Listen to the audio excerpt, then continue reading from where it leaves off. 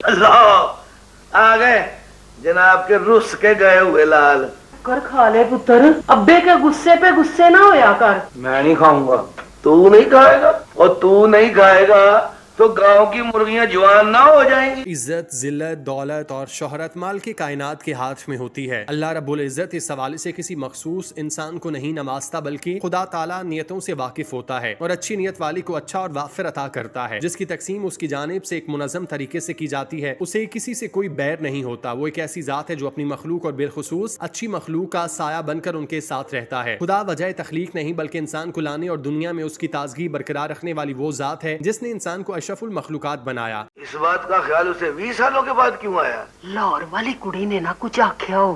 ابا جی نے بوٹے کے پیدا ہونے سے پہلے اس کا نام رکھ دیا تھا، اور ابا جی نے ایویں تو اس کا نام بوٹا نہیں رکھا ہوگا. دنیا تخلیق کی گئی اور ایک ایسا عمل واضح کیا جس نے حضرت انسان کو انسان بنایا. دنیا بتدریج ترقی کرتی گئی اور انسان بھی تخلیقی لحاظ سے پروان چڑھتا رہا. دیواروں پر لکھنے سے کاغذ تک کا سفر، نیز دنیا کو سٹیج سے تشبیہ دینے والے اسکالرز تک آہستہ آہستہ یہ دھرتی آگے بڑھتی گئی اور تخلیقات سامنے آتی گئیں. اس طرح اداکاری کا شعبہ بھی بتدریج آگے بڑھتا رہا. دنیا کا سب سے پہلا اور باقاعدہ ڈرامہ 472 قبل مسیح میں ڈرامہ نگار ایسی چویلس کی جانب سے منظر عام پر لایا گیا، جو کہ ایک یونانی ڈرامہ تھا. پھر ڈرامہ اور اس سے ملحقہ سٹیج پرفارمنسز رکی نہیں بلکہ جاری رہیں. مقبوضہ ہند جس دور میں جدید ڈرامہ کی جانب بڑھا تو 47 کا واقعہ رونما ہوا جس نے ساری کی ساری کایا ہی پلٹ دی. پہل یہ ڈرامہ مغرب سے ہوتا ہوا مشرق تک آیا، پھر پوری دنیا میں پھیل گیا. پاکستان کے معرض وجود میں آنے کے بعد پاکستان ٹیلی ویژن نے جس عمدہ انداز میں ڈراموں کی پیشکش کی وہ کسی سے ڈھکا چھپا نہیں. اس دور میں ڈرامہ انڈسٹری کے لوگ اتنے امیر یا مال و دولت والے نہیں ہوا کرتے تھے، بلکہ اداکاروں کو کم ہی معاوضہ دیا جاتا، بلکہ جونیئر اداکار تو روز کے روز اپنا حساب نمٹا لیا کرتے. اس حوالے سے خالد سلیم بٹ مرحوم کا نام سر فہرست ہے، جو ہر حوالے سے ایک با کردار اور بادب انسان تھے. جی ہم انہی خالد بٹ مرحوم کی بات کر رہے ہیں جن کا گزشتہ دنوں لاہور میں انتقال ہوا. خالد بٹ اپنے دور کے بہت عمدہ اور مایہ ناز اداکاروں میں شامل ہوتے تھے. انہوں نے کافی پروجیکٹس میں بطور اسسٹنٹ ڈائریکٹر بھی کام کیا. خالد بٹ مرحوم نے ساری زندگی جتنا بھی کام کیا بہت محنت اور لگن سے کیا. نیز کام میں پیسے کو اہمیت دینے کے برعکس کام کو اہمیت دینے پر یقین کیا. یہ پاکستان ٹیلی ویژن کا وہ دور تھا جس میں پاکستان جیسے نئے ملک میں کارآمد لوگوں اور بالخصوص فنکار برادری کو بہت اہمیت دی جاتی تھی اور قدر کی نگاہ سے دیکھا جاتا. اسی دور میں جب خالد بٹ مرحوم نے اسسٹنٹ ڈائریکٹر کے طور پر کام کیا تو سننے میں آتا ہے کہ انہوں نے پہلا پروجیکٹ ہی بہت کم قیمت پر کیا تھا. دیکھا جائے تو وہ دور بھلا تھا جس میں انسانیت کو اہمیت دی جاتی تھی اور پیسوں کی قدر و قیمت انسان کو دور تک نہیں چھو سکتی تھی. اس دور کے بیشتر اداکاروں نے کم معاوضے پر ایک عرصہ کام کیا اور کبھی بھی ہچکچاہٹ محسوس نہیں کی. آپ کو اس بات سے آگاہ کرنا بھی ہماری ذمہ داری ہے کہ مرحوم خالد بٹ نے مرنے کے بعد اپنی زندگی میں کتنے اثاثے چھوڑے،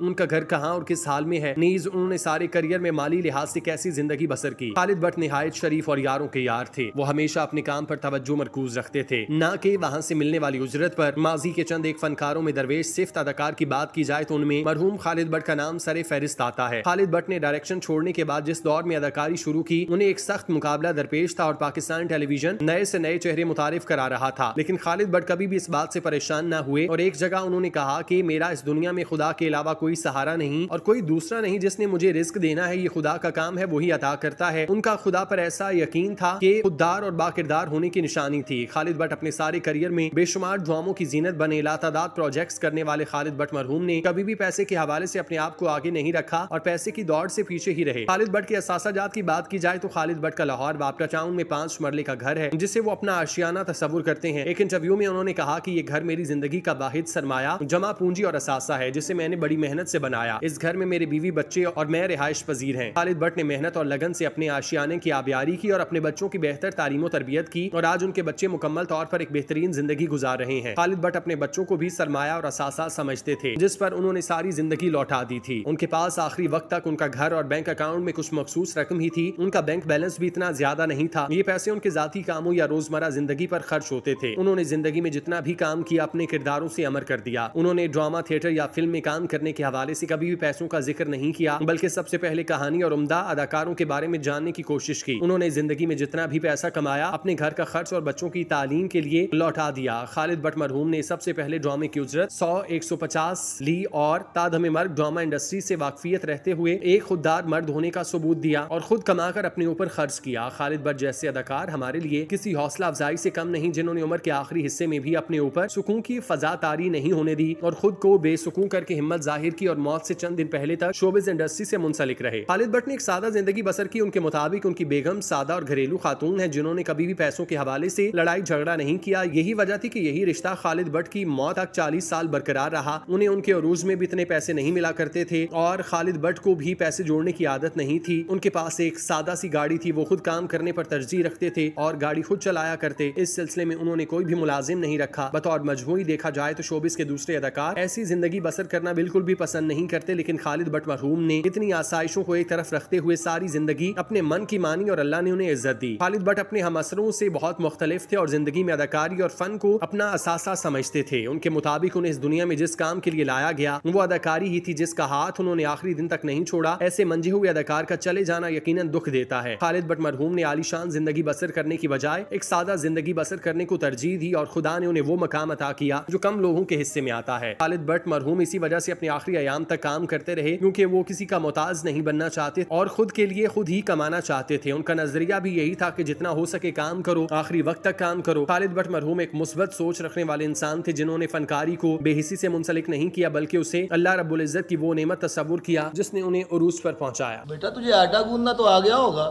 جی ابا بہت اچھی طرح۔ عائشہ بھائی، اوے آسم، جی ابا۔ اوے ڈول لے کے جاؤ، پہلوان کی دکان سے 1 کلو دہی لے کے آ۔ اچھا ابا۔ چل جا، شاباش۔